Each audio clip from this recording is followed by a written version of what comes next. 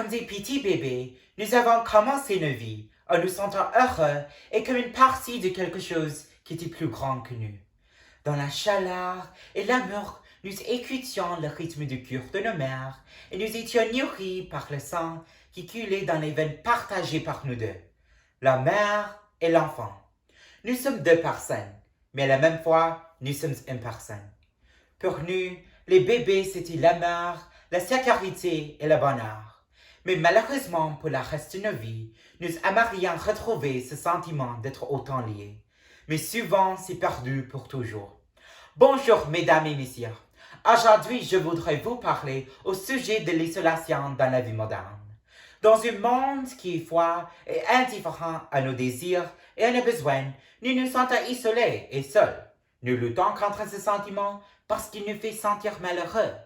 En regardant autour de nous, il y a beaucoup d'exemples des animaux qui vivent dans une communauté qui leur donne la sécurité et le sentiment d'être importants et nécessaires aux autres. Prenons l'exemple des loups, qui ont besoin de l'un de l'autre pour réussir dans la chasse et pour survivre. Comme eux, nous nous sentons mal à l'aise sans la présence et la protection de nos compagnes. Ce problème est universel et affecte le monde. Mais malheureusement, si nous sommes tous affectés par cette situation, nous ne réagissons pas d'une manière positive. Et voilà le problème. Par exemple, une étudiante qui se sent isolée pourrait décider de rester seule parce qu'il pense que si on est seul, il n'y a pas de complications. Une vie sans ami, son petit ami ou petite amie, serait pour lui une vie sans problème. Alors ces personnes restent seules et choisiront peut-être pour les copains, les jeux vidéo, YouTube, Instagram, Facebook, la télé ou les livres. C'est une solution, bien sûr, mais est-ce que c'est la meilleure solution? Je pense que non. J'ai ressenti l'isolation quand j'étais petit. Je n'ai jamais été comme mes pères parce que je suis grand.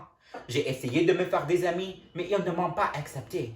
Alors j'ai décidé d'être isolé car il n'y a pas de complications. Mais j'ai réalisé que cette décision n'était pas parfaite.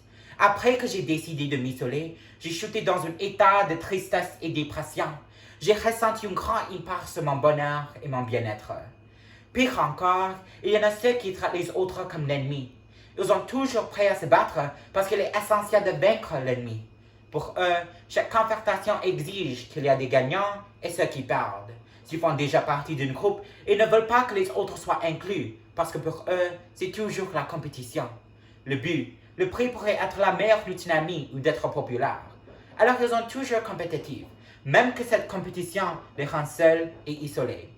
Il faut que nous les comprenions, mais il est dangereux de suivre leur exemple. Une meilleure réaction, une réaction plus saine serait d'être inclusif et accueillant. Si nous sommes ouverts et prêts à inclure les autres, il y aura des résultats positifs pour tout le monde.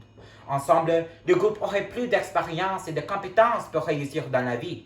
Moi, je pense que la chose plus importante est qu'il y a toujours une place pour une personne de plus. Cette attitude d'inclusivité nous donne la possibilité de résoudre le problème de l'isolation dans la vie moderne, spécialement dans ce temps difficile. Il faut agir et agir ensemble. Merci beaucoup.